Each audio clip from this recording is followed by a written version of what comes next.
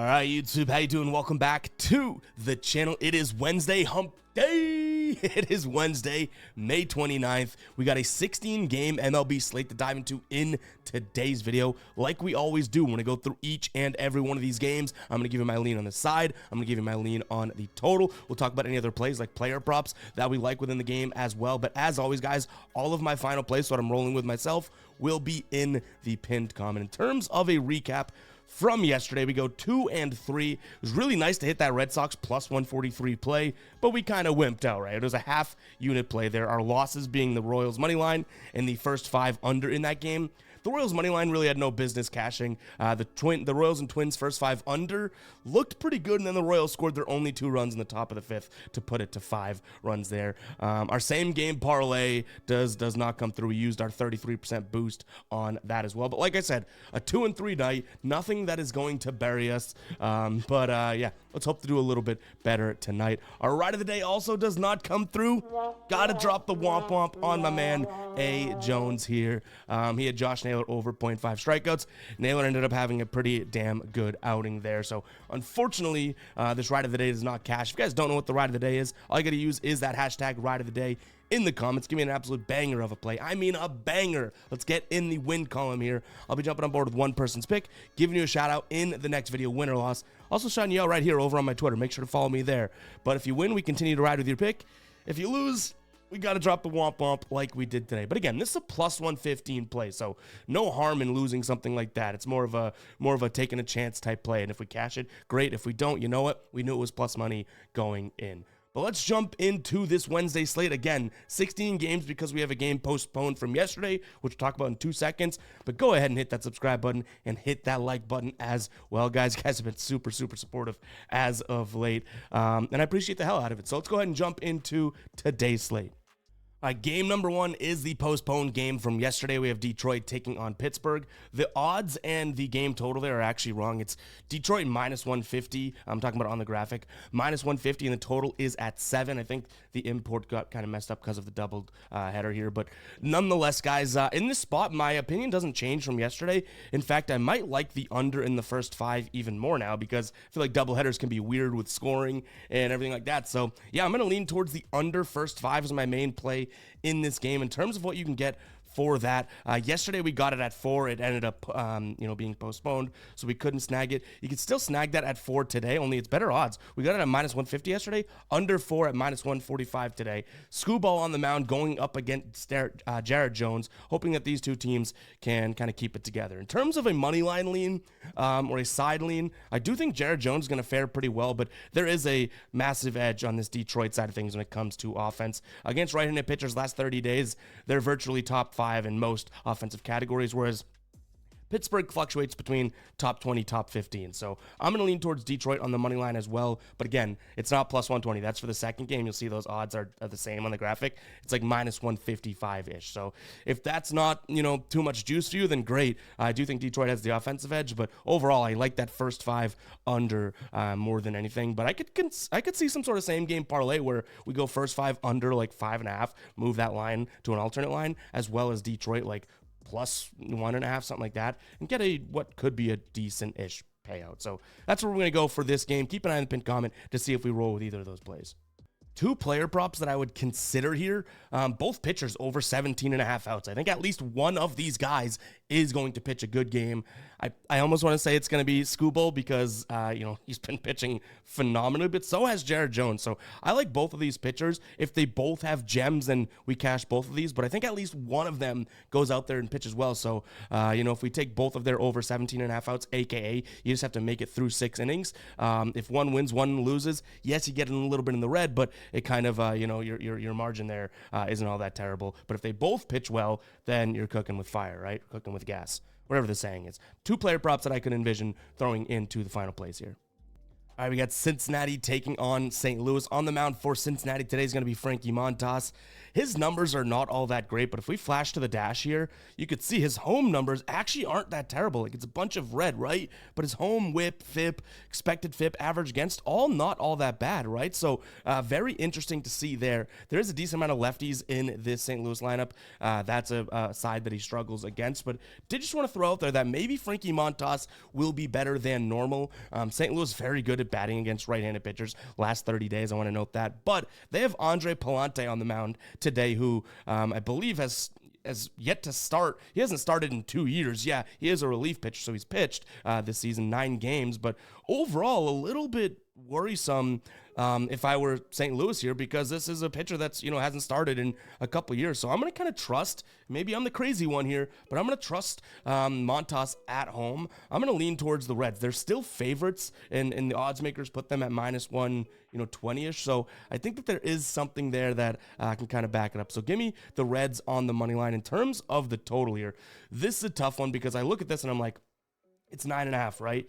No way that these, two offenses can go out there and score, 10 runs together, right? Well, they almost did yesterday. It was a 7-1 game, still stayed under. Game number 1 was 3-1. But now we have pitchers on the mound that it's like, what if Palante goes out there and Palante lets up a bunch of runs? What if this whole Montas at home is a little bit better, falls through? I'm still going to lean under, but those are the things that could kind of make me scratch my head a little bit as we place this bad boy. So I lean the under as well as Cincinnati, but I'm shaking in my boots a little bit about that under, not going to lie. Next up, we have Texas taking on Arizona. I like Texas again here in this spot. My one concern is just given the fact that, one, I don't necessarily love the price. I could say that. But overall, this seems like a spot in which we'd look at, Arizona potentially for the money. That's what I mean, the price. Arizona at +115. I think these two teams are fairly evenly matched. Today, looks like we have Dane Dunning going up against Kyle Nelson. Kyle Nelson, not all that great on the road, not all that great overall. And Dane Dunning has been pretty damn good on the road overall. And how we're seeing that is in this dashboard away right here for Kyle Nelson. A lot of reds, a lot of greens at home for Dane Dunning. By the way, guys, if you do want access to this dashboard every day, each game is broken down from a pitcher, bullpen, pitch mix, offense in the last 30 days, batting against certain pitches, broken down from that sort of a lens. Go ahead and become a channel member. I'll put a link in the pinned comment. We have a link in the description, and there also should just be a join button that pops up on YouTube, whether you're on your computer or on your phone. $2.99 a month ultimately supports us. If you're paying just to get the dashboard, fine, but think of it as a way of supporting us, guys, because I do thank all of the channel members. We call you guys the ballers, for all of your support, and the idea that you guys do take nearly $3 out of your pocket every month and contribute to the channel's success. So appreciate the howdy, guys. But if you want access to this, go ahead and become a baller today. But nonetheless, again, I think that this could be a spot in which Dane Dunning is going to perform at home against an Arizona offense that's mediocre against righties, and they've kind of showed that so far. I say in this series, but yesterday, right? 4-2. So give me Texas here on the money line. I'll just have to figure out if I could swallow that price or not. When we look at the total, it's at 9 right now. Yesterday's game was 4-2. I still do think Texas's offense at some point starts to heat up a little bit, but I'm not fully there to say, go like yesterday. I leaned towards the over, and I just didn't love that play. Obviously didn't make it a final play, right? So I think I'm actually going to take the under today, hoping that Texas pulls this one out like 5-4 at maximum, and that lean would end up ultimately becoming a push. All right, San Fran taking on Philadelphia. Phillies have now lost 4 of their last 5 games. Little worrisome there, I guess, when you look at San Francisco, who now has won 8 of their last 10. In terms of the pitching matchup, Chris Sanchez going up against Kyle Harrison. Chris Sanchez, I would say, having a better season, right? But that being said, Chris Sanchez is not all that great on the road, so I don't think it deserves a psycho alert alarm for the pick, but because of how we've been playing the Phillies all year, I'm switching it up today. I kind of like the Giants in this spot, just given the fact that, I think that their bats are kind of coming along.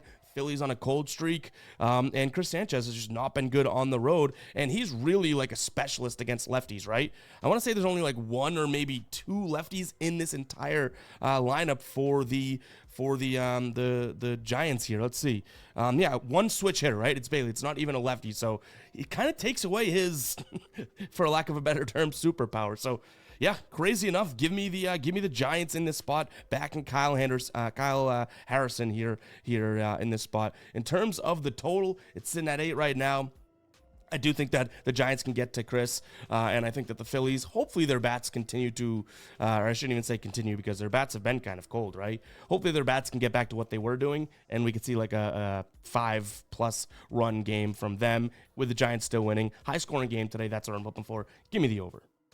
All right, we got the Mets taking on the Dodgers here. Had a doubleheader yesterday. Dodgers won both of those games, 5-2, and then 3-0. On the mound today for the Mets is going to be David Peterson, who has not pitched this season. I believe he had like a hip problem or something like that in the offseason. He had surgery, and now this is his first start of the season. Last year, he had a 5.03 ERA with a 1.6 WHIP, 3 losses, 8 wins. Let's double this one back, Ev. Let's talk. 3 wins, 8 losses, okay? Not all that tremendous, obviously. Going up against Paxton, who really has been underwhelming, to say the least, so far. But he did come off of, he's coming off of a bad start, against Cincinnati. 5 hits through 4 2/3, 5 earned runs, 2 home runs, 4 walks, 4 Ks. So maybe the pitching matchup is a little bit closer than we might think here in this spot, which is why we're probably looking at actually a pretty digestible number for the Dodgers, -125. But all in all, I think that this is a Dodger spot. Even though they won the first 2 games, their offense, if David Peterson isn't ready to go out there and be perfect coming off of the IL, this Dodgers offense should be able to get to him overall. 5th best against lefties when it comes to average here in this spot, which obviously is going to be overall a tough spot for him if they're going to get on base. But what I like is the power numbers here. WRC, or the runs created here. WRC plus 1st against lefties last 30 days. And then the power, ISO 3rd and slugging 4th. So this could be a spot in which he makes a couple mistakes. Even if he has a good sort of comeback start, he makes a couple mistakes and they're down a few runs. So give me the Dodgers in this spot for a decent price tag. It would be a sweep, so a lot of people don't even bet if it could be a sweep, but nonetheless, I like that. In terms of the total here, I might look at the first 5 over instead of the full game over. So first 5 over, what you can snag that at as of right now is going to be, let's see, pulling it up. First 5 over 4.5. I don't mind that. I think that they could get to Paxton here. You can also take a peek at the over 4 for decent odds as well. So push potential there. But I like the over overall, just given the fact that we have 2 pitchers that, one, yet to make a start this year, and the second has been kind of shaky. But I just don't love these Mets against lefties. So that's why I'm leaning towards the Dodgers. And before we do get into the rest of the slate, I did want to talk to you guys about Sleeper. They have yet another free square here today. Corbin Burns, they've knocked his strikeout line down to 0.5. Guys, if you don't know what Sleeper is, I talk about it in plenty of videos because it's my favorite, it's my favorite what? My favorite player prop app out there. All you have to do is combine 2 or more player props into a slip, and the more you win, the more you get paid out. It's pretty damn simple. Each and every play you throw in also has its own multiplier, so the payouts are different each and every time. They don't just follow a 2 for 2 is 3x type of thing, a fixed payout structure like a lot of other apps do. You also get your first deposit matched with the link in the pinned comment, so go check it out. You get Corbin Burns 0.5 strikeouts today, as well as the deposit match, and you get to use this awesome app. So go check out, guys. That link is in the pinned comment. Apologies for me almost hacking up along in the middle of talking about Sleeper, but I get so excited about it. You know what I mean? I just get worked up. Go check it out. That link in the pinned comment. Let's jump back into the rest of these games. All right, next game, we have San Diego taking on Miami. They ended up losing yesterday. I did lean Miami, and I still kind of like that up until game time. So luckily I didn't roll with it, but I do still think that that was a good angle. Today, I don't see the same thing. Yu Darvish on the mound for San Diego. I think that he's obviously been pitching really well, barring his last start. So he played against the Yankees, 5 2/3, 9 hits, 7 earned runs, 4 home runs. Like, I don't think he does that 2 games in a row. I would expect Yu Darvish to come out there and just shut shit down today against a lineup in the Marlins that is not nearly the Yankees lineup. So I do think this could be a good spot for San Diego. You'd probably have to look at them on the first 5 run line to make the odds worth it, which they've only won by 1 run in the first 5 in their last 10 games 3 times. So not exactly the best of trends, but you have Miami plus 0.5. They have only covered that in 4 of their last 10 games. So I do think we have 2 offenses that are not the best first 5, But if you have Darvish on the mound for San Diego, I like that spot. Going up against Braxton Garrett, who some of his numbers in terms of whip, FIP, expected FIP, average against, all look pretty good, but his ERA does not look that great, which, again, I trust all those other numbers over the ERA. ERA can be such a, like a normie, sort of misleading stat when looking at pitchers, right? So I trust that Braxton Garrett also kind of gets the job done today. So this is going to make me lean, honestly, towards an under overall, but I think I'd really like considering a first 5 under. And I'm trying to get a number for you guys right now in terms of odds. But yeah, under 4.5 in the first 5 for -145 on ESPN. A little juicy, but I think that could definitely be a play today. So give me the Padres as well as the first 5 under. But I do think that I'd like to isolate it to the first 5 for the under. There's still a pitching advantage, or bullpen advantage, I should say, for San Diego here. So I think that, if we were to go money line, maybe we go with full game, or we could go with full game, I should say. Both bullpens similar taxed after yesterday. So yeah, no matter how you want to cut it up, if you want the better odds, you got to go kind of first 5 run line, because I don't love the -1.5. But, that under 4.5 could be a really good play today, I think. All right, Detroit taking on Pittsburgh for the second time today. We talked about it yesterday. I'm not a big doubleheader fan. This is Matt Manning going up against Paul Skeens. This should be a Pittsburgh spot all the way along. So, you know what? I think that this could be very similar, and it's rare that I do this, right, when taking doubleheaders, but I could see myself taking Pittsburgh both Game 1 and Game 2, hoping that Detroit Game 1 and then Pittsburgh Game 2, because I'm trusting the better pitchers here. So rarely I would do that. Usually I'm either taking just Game 1 or underdogs in the 2 games, but this could be one where I view these in a vacuum and I say, okay, well, let me trust Jared Jones, and then let me trust Skeens, So, yeah, this is going to be a spot for that. But overall, guys, I don't love doubleheaders. We talked about it yesterday, so this is most likely a spot in which we end up passing. But yeah, I like Skeens and Matt Manning to be able to kind of hold down the fort as well against these offenses. So I'll lean under. But if I were to rank any of these doubleheaders, it's like everything that I like in the first game, and then the second game way down here. So we'll see. All right, Baltimore taking on Boston, one of the spots in which I know it's all fun and games, but we got some hate in the comments yesterday, and I get that I could be biased towards the Red Sox, hence Guy Boston Sports, I'm from Boston, but I could also see an argument being made today, and what you got to realize is when I say, hey, I like the Red Sox today, or something like that, like yesterday, my number one clue to start looking into the Red Sox was the +143 price tag. Do you know what I mean? So it's not like I look at these two teams and I say, okay, yeah, Baltimore and Red Sox are tight. No, I look at saying +143. That's a great price for a game in which I think is closer to what should be like a +105 spot for the Red Sox. That's where I kind of determine the value. And today's the same thing. I think this one should be Red Sox +120, but you can get them at +160. So they're going up against Corbin Burns. That's obviously something that could be a nightmare. But Carter Crawford on the mound for the Red Sox, he hasn't been bad, and this Baltimore team still overall last 30 days struggling against right-handed pitchers. So yeah, this is a spot in which I could see someone making an argument for the Red Sox. My problem is that Carter Crawford's coming off of a start in which he kind of got lit up, right? And Corbin Burns is Corbin Burns. So I still lean Red Sox today. I'm not as bullish on it as I was yesterday, and it probably doesn't become a final play, forewarning. But I don't think Baltimore, just because Corbin Burns, I don't think that just erases the fact that they've struggled against right-handed pitching, starting pitching in the last 30 days here. So for a -192 price tag, not for me, man, not for me. I get it if you like it, but for that price, it's a no for me, dog. Now, in terms of the total, sitting at 7.5, right? I think I like the first 5 under more than I do full game total. So trusting these starters, hoping Carter Crawford can kind of reel it back in, but it's not the worst spot for him.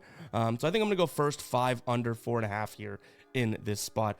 I'm targeting more or less the starters here, even though both these bullpens are not terrible whatsoever. You know what I mean? So I'm not trying to, say that these bullpens stink, but 7.5, I feel like has a little bit less value than, them needing to get 5 runs in the first 5 innings versus 8 runs in the full 9 innings. That makes sense, right?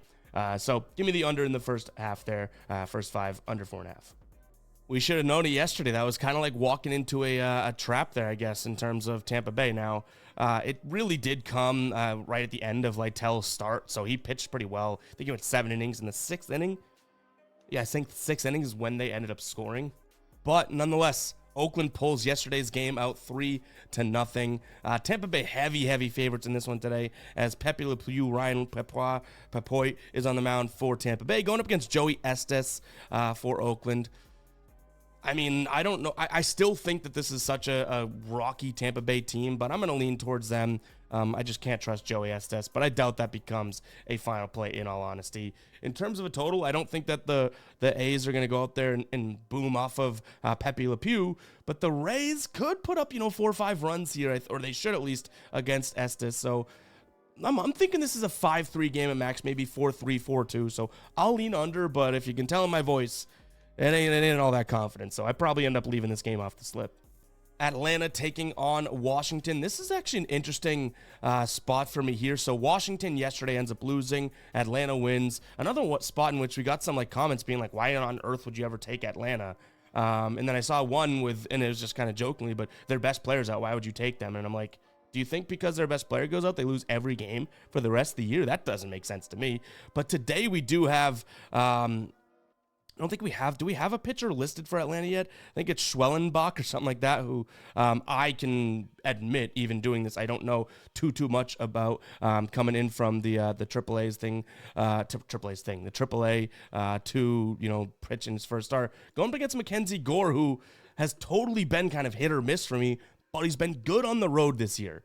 So I'm going to lean towards Washington in this spot for plus 146 over on DraftKings right now. I probably wouldn't play that past plus 140. If you're getting in the plus 130s, plus 135 is the last spot I'd probably get off the train at. So Washington on the money line, I could see that happening. Their bullpen isn't nearly as good as Atlanta's, but I don't necessarily sit here and say that Atlanta's bullpen is always consistently crushing it. They have a great ERA out of the bullpen, but sometimes that whip spikes in games, so they let guys on base, and you never know what can happen there. So you know what? As crazy as it sounds, I'll lean towards Washington. I don't know if I have the cojones to pull the trigger, but that's where my head's at as of right now. And I also like the over in this spot. I don't think the Nationals win a close game here. They have to get to the kid Swollenbach if they do want a chance to do this. So give me the over here as well. This is a tough one. So I want to back Toronto, just given the fact that I think they're the better team. They are the better team. They won yesterday. But boy, oh boy, if you've heard me talk about it, I really cannot seem to get my trust into Alek Manoah, even though the dude's been lights out 2 starts in a row. He had such a bad season last year, even when he came back for the first couple games, first game, I guess you could say he only had 3 starts, right? I just can't seem to trust him. If you trust Alek Manoah because he's been great for the last 2 starts, then that's probably your play today, Toronto. I'm gonna lean that way, but man, I don't think that becomes a final play because, again, I just have such a lack of trust in this dude. In terms of the total, I do think that this could be a spot in which we look at an over, but honestly, it kind of scares me as well. If you look at the dashboard here, Chris Flexen, you think Toronto's going to be the offensive team that we see greening out the last 30 up here, right? But fastball and cutter, 2 pitches that he really does not, or they do not really, that he throws a lot, that they do not hit very well. So worth concern there in my mind, but I'm going to lean towards the over. But again, I know there's a couple spots here. I don't have to love every game, contrary to what you guppies might think. You guys listening that are like, why don't you give me a confident answer? It's like, because I don't have one in this game, okay? Toronto money line, and then potentially lean towards the over, but I showed you what scared me there right in front of your own 2 eyes, right? In fact, in that spirit, go ahead and comment confident in the comments, because you know what? Sometimes I forget when I give you the comment word of the day and stuff, and that'll boost my self-esteem. I see confident. I'm like, oh, these guys think that I'm confident giving these picks, which I am, but not always for every single game. But go ahead and comment confident if you made it this far. Let's move on to the next game here.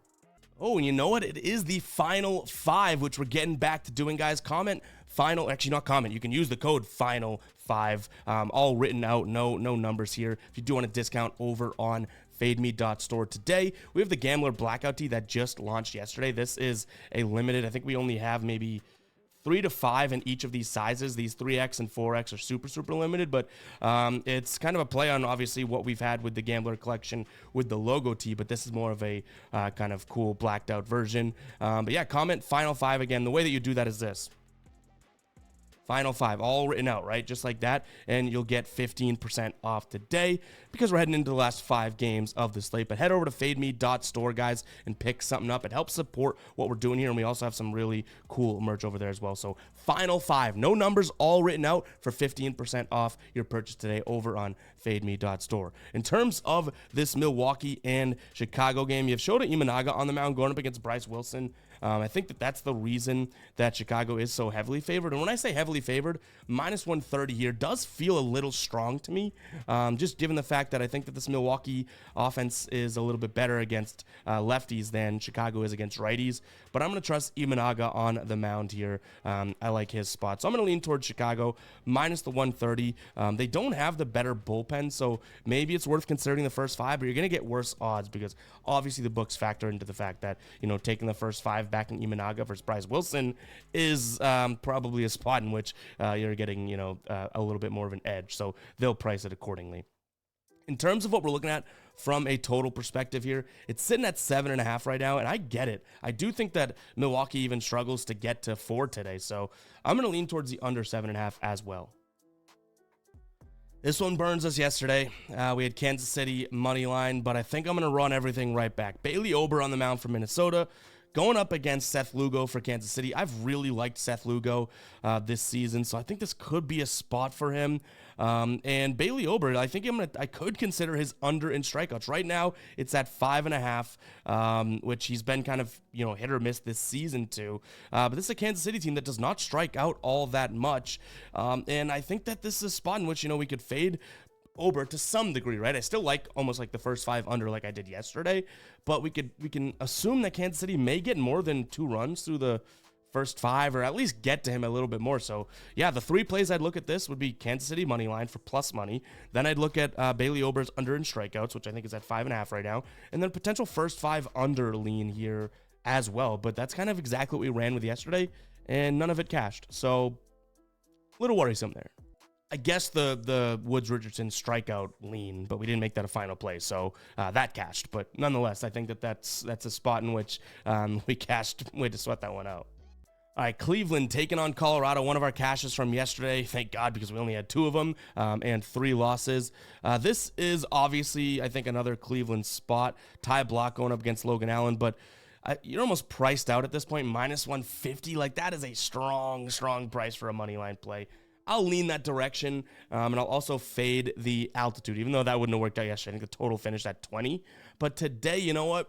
I think they come back down to earth, no pun intended, with the altitude there. So I'll lean towards the under, but if I were to take either one of those 2, it's probably Cleveland money line. Like if I had a gun to my head and needed to pull the trigger on something like that. But overall, that price is tough to swallow. All right, Angels taking on the Yanks. Unfortunately, I think that this is such a Yankees bounce back spot, but minus 185, that's kind of gross. Luis Gil on the mound for them today, 2.12 ERA on the season, 1.01 whip, FIP of 2.93, and a batting average against of 143. So I don't think that this is a great spot for LA to kind of get to him. The one thing I will say is that they're the 8th best teams in terms of runs above average versus fastballs per 100 fastballs they see. So there is a little something there saying, okay, well, watch out. He throws 56% fastballs, right? But they don't hit the changeup all that well. They do hit the slider well. So, I mean, his pitch mix does not fit that all that tremendously. But what I'll say is that the Yankees going up against Tyler Anderson here, who has had his good starts and bad starts this year. He throws a lot of fastballs, a lot of changeup, a lot of cutters. They're top 10 against the changeup, and then both second in fastballs and cutters. So this should be a spot for the Yankees to be able to go out there and get the job done. And I'll also lean towards the over. I think that this could be a 5-4 type of game. At the very least, maybe the Yankees come in and contribute a little bit more than they did yesterday. If LA gives you 4 again, maybe the Yankees go out there and score 2 more runs. So I'll take the over 8.5. I like that more than the money line just because of the price. I am confident the Yankees bouncing back today. All right, last game on the slate, we got Seattle taking on Houston. George Kirby on the mound, taking on Justin Verlander. So we do have 2 good, pitchers here, 2 good right-handers. George Kirby's been shut down at home this season. Like shut down. 0.2 FIP, or 0.82 FIP. 0.2 would be crazy. 0.82 FIP. A whip of, I'm getting all this all messed up. Let's walk through it together because I'm a dummy. Whip here at home, 0.82. FIP of 1.91, expected FIP 3.29, batting average against 198, nearly a 30% K rate, and a 2.5% walk rate. Going up against Justin Verlander, who on the road, not all that terrible, but definitely not greened out like this. My one concern with this one is the offense. Seattle against righties, not all that great. Houston against righties last 30 days, pretty damn great. So a little worrisome there. Do Seattle really come through and win the first? I think it's a 4-game series, but win the first 3. Screw it. I'll lean towards Seattle here. I'll also take a peek at the under. I think both these pitchers could have good outings today. So give me a 3-2 win for Seattle, something like that. And if I'm playing both sides here, the one thing that could probably keep me off of this is just seeing how good that Houston offense has been in the last 30 days. But in their last, 4, they've had their high scoring games. But, overall, 2 runs in both 2 games this series. Before that, they scored 5 against Oakland. But the game before that, they had 1. So I could see this being like a game, like I just said, 3-2. We saw a 3-2 win for Seattle game 1, 4-2 win game number 2. So it's not all that out there to think that, Houston only has 2 runs scored or anything like that. But, guys, that is going to wrap for me today. Hopefully you guys do appreciate these videos. Hit that like button. Hit that subscribe button as well. We should have stayed away for the weekend because we were crushing our plays when we were away, and then all of a sudden we come back and have a 2-3 night yesterday. But, again, not going to kill us at all. But, yeah, not going to ramble anymore, guys. Appreciate everyone tuning in. Catch you guys in the next one, all right? Peace out.